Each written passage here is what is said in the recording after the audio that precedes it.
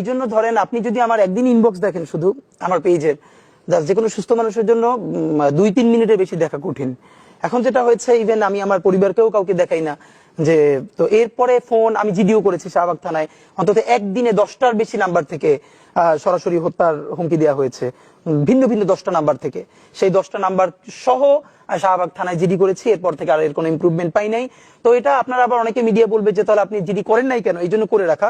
কিন্তু এই জিডি বা কোনো কিছু আমাদেরকে সুরক্ষা দেবে সেটা আমরা মনে করি না। যেই লড়াই আমরা নেমেছি এটা জানি এটা 2-4-6 বছরের কোনো লড়াই না। আপনাকে জানিয়ে রাখি যে মেক্সিকোর পাশে আমেরিকা প্রতিবেশী হিসেবে যতটা পরাক্রমশালী, তার থেকেও বাংলাদেশের পাশে ভারত অনেক বেশি পরাক্রমশালী। সুতরাং এখানে আমরা একই সাথে অনেককে শত্রু বানিয়েছি, দখলদার দিল্লিকে বানিয়েছি, ফ্যাসিস্ট আওয়ামী লীগকে বানিয়েছি, আরো অনেক ঘটনাকে। সুতরাং আমাদের এই লড়াইটা শুধু 2-4-5 বছরের, এটা খুবই ভুল। আমাদের লড়াইটা চলবে, এবং এই জন্য আমি বলেছি আজকে যদি আমাকে হত্যা করা হয়, যে কোনো মুহূর্তে করা হতে পারে। আমি আমার বন্ধুদেরকে ইনকিলাব কালচারাল সেন্টারে সেদিনকে আমরা সবাই বসে বলেছি যে আল্লাহ যদি আমাকে আগে নিয়ে যায় তারপর তোমাদের করণীয় কি। আমি আমার পরিবার এবং আমার ভাই বন্ধুদেরকে ডেকে বলেছি যে আল্লাহ আমাকে নিয়ে গেলে করণীয় কি হবে। বরং আমি আমার পরিবারকে বলেছি যে আমার সন্তানের এখন বয়স 7 মাস, আল্লাহ আমাকে নিয়ে গেলে ওকে যেন ওভাবে প্রস্তুত করা হয় যে দখলদারিত্বের বিরুদ্ধে লড়তে হবে।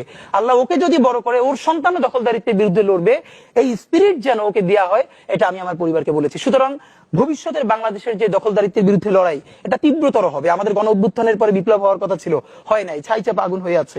সুতরাং আমরা যদি সেই আগুনের মধ্য দিয়ে নতুন ইনসাফের রাষ্ট্র তৈরি করতে না পারি, তাহলে দুটো কাজ হবে। ওই আগুন আমাদেরকে পুড়িয়ে দিবে, মানে বাংলাদেশ, এই জমিন, এখানকার স্বাধীনতার সার্বভৌমত্ব সবকিছু পুড়িয়ে দিবে।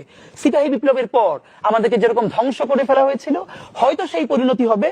আর সেটা না হলে যদি আমরা রুখে দাঁড়াতে পারি তাহলে আমাদের বিজয় হবে। সুতরাং আমরা লড়াইয়ের মধ্যেই আছি। আর একটা মজার ব্যাপার হলো যে আমি যখন ইনসাফের লড়াই করি তখন তো সেখানে পরাজয়ের কিছু নাই।